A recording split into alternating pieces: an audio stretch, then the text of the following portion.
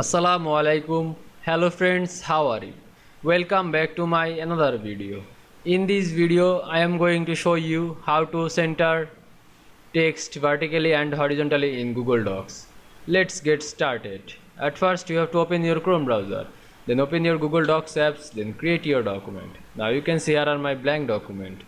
Now at first I insert a table with one cell.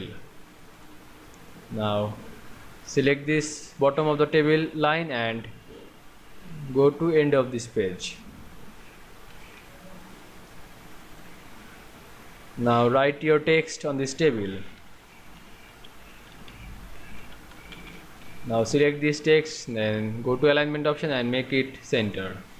Now go to format menu. Now you can see here a table option. Now click this table properties.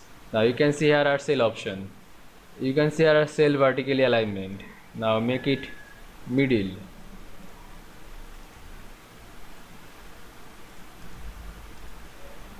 Bottom or middle.